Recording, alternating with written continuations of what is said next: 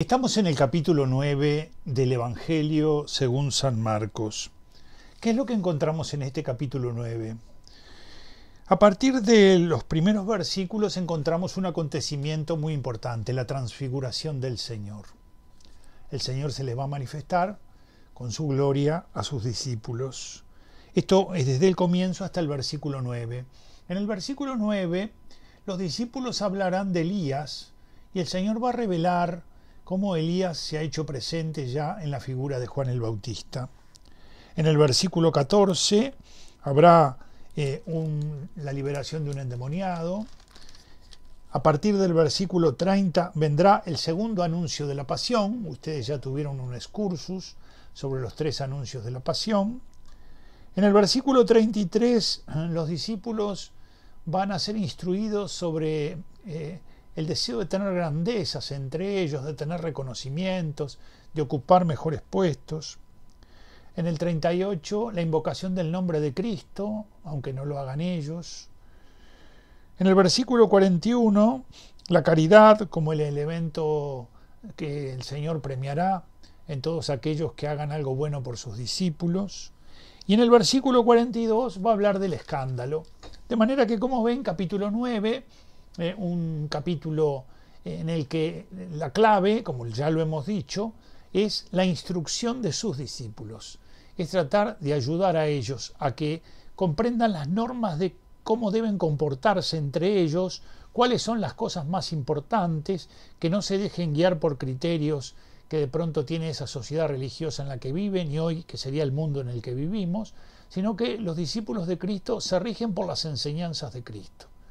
Esas cosas que Él nos ha enseñado son las que nos rigen a nosotros. Y todos sabemos que además son enseñanzas exigentes. A partir de ese versículo 6 viene la transfiguración en el monte Tabor. ¿Por qué el Señor se transfigura? ¿Qué es lo que acontece? El Señor dice, los llevó a Pedro, a Santiago y a Juan, a este grupo de los 3. ¿Se acuerdan que hay un grupo de 3 que van a ser testigos de la oración en Getsemaní, de este acontecimiento aquí? Dice a un monte alto. El monte en la Biblia es el lugar del encuentro con Dios. De manera que hay como una necesidad de ascenso. A medida que vamos subiendo, vamos como acercándonos al encuentro con Dios. Y allí en ese lugar, dice, se transfiguró delante de ellos y luego se nos explica qué es la transfiguración. La transfiguración dice que se volvieron sus vestidos resplandecientes con un blanco que no se puede uno ni imaginar. Incluso dicen, ningún batanero, ninguna persona encargada en blanquear cosas podría dejar las cosas tan blancas. ¿Qué es lo que ha acontecido aquí? El Señor ha permitido a sus discípulos que contemplen el misterio de su gloria, eso que está en Él y que está oculto a los hombres, eso que se verá después de la resurrección, se anticipa allí y ellos son testigos de este acontecimiento. Incluso, además del Señor, se encuentran Moisés y Elías. En el texto de Marcos no se dice sobre lo que hablan, pero en otro evangelista se dice que hablan de la pasión. Quiere decir que este es un momento de consuelo para los discípulos, porque ya desde el monte de la transfiguración se avisora el Gólgota. Recuerden que este es el camino para introducir a los discípulos en el escándalo de la cruz. Y por lo tanto van a tener un gran consuelo aquí y van a ser confortados y consolados, a tal extremo que Pedro va a decir, hagamos 3 tiendas y quedémonos aquí. Es tal el consuelo, es tal la gloria que se manifiesta de Dios en estas 3 grandes figuras. Elías representa a los profetas, ¿verdad? Y Moisés a la ley, quiere decir toda la antigua alianza, y al mismo Señor que está con esa belleza de transfiguración impresionante, que ellos dicen, quedémonos aquí. ¿Qué es lo que acontece en la montaña santa? La voz del Padre, una vez más diciendo que es necesario escuchar al Hijo, que hay que escucharlo. No solo lo había dicho en el bautismo, sino que lo dice ahora nuevamente. Es decir, Él es la palabra eterna que se ha hecho hombre y que viene a hablarle a los hombres, y que eso que Él dice es necesario que sea escuchado y también que sea vivido. Y entonces dice que cuando bajaban del monte, el Señor les pide que no comenten esto con nadie de lo que han visto, hasta que Él no resucite de entre los muertos. Es decir, ya les había hablado en el primer anuncio de la pasión sobre la resurrección, y aquí se ve que hay una suerte de incomprensión. Es decir, dice que ellos decían, ¿qué es esto de resucitar de entre los muertos? Los fariseos creían en la resurrección de los muertos, los saduceos no.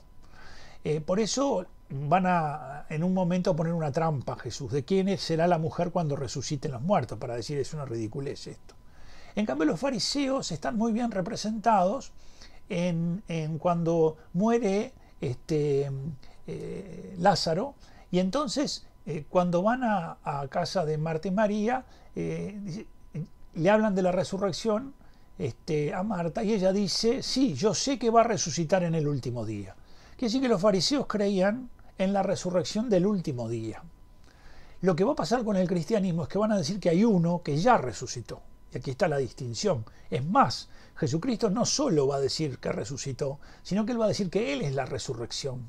Que todo el que está vinculado a Él participará del misterio de esta resurrección. ¿Por qué? Porque esa vida nueva que hay en Él es la que se comunica a los que pasan por la muerte. De tal manera que, como se ve aquí, los discípulos no comprendían.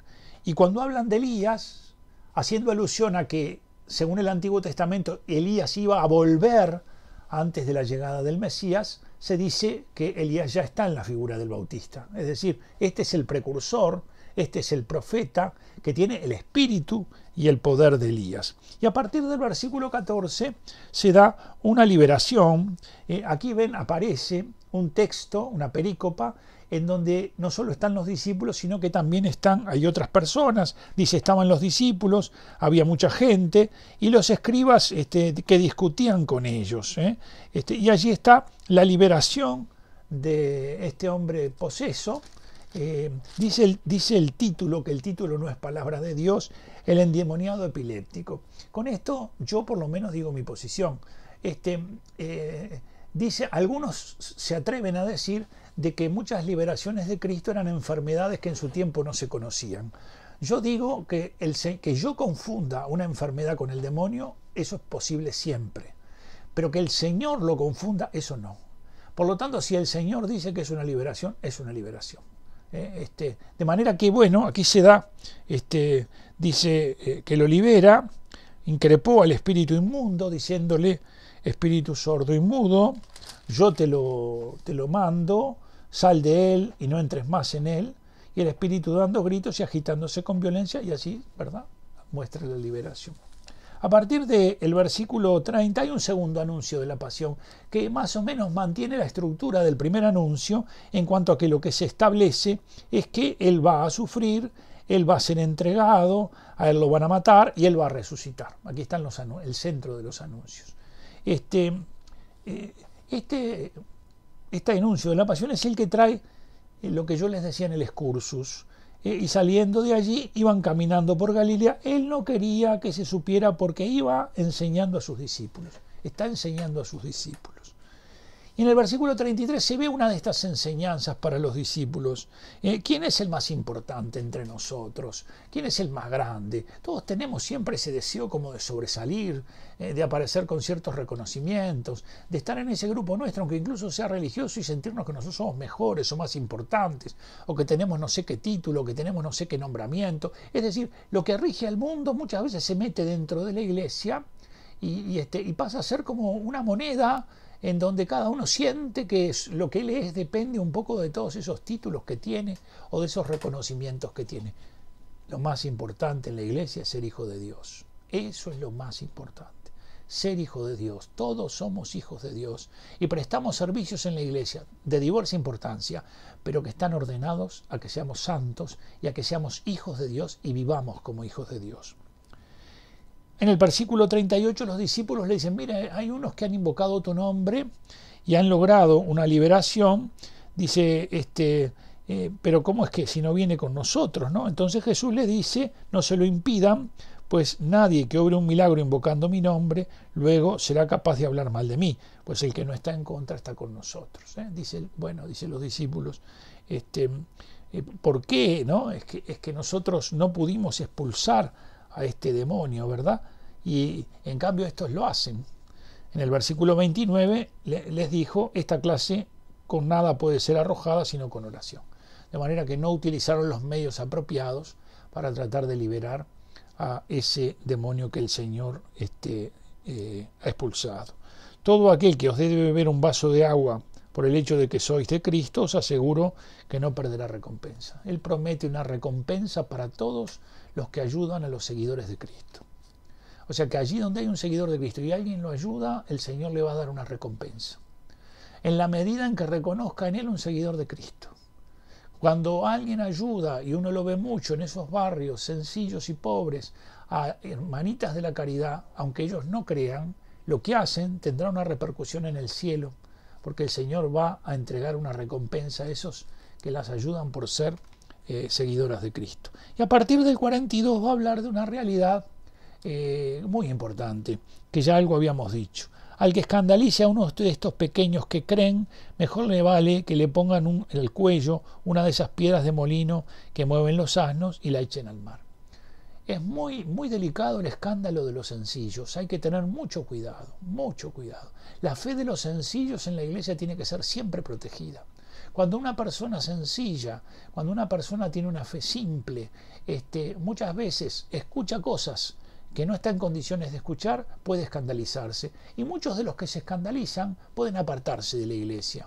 Por eso hay que tener cuidado, sobre todo con aquellos que pueden sentir cierta madurez para hablar delante de los demás sobre determinados temas que los demás no están preparados, o para criticar, o para de alguna manera emitir juicios, un poco por hacerse ver, pero en el fondo que a los que son más sencillos, esas cosas que escuchan, le generan como una piedra de tropiezo, ¿verdad? Le generan como una realidad que en lugar de permitirle seguir su camino, diríamos normalmente, los hace tropezar. Eso es el escándalo, los hace tropezar. Por eso el Señor dice, cuidado con los que hacen estas cosas, ¿no?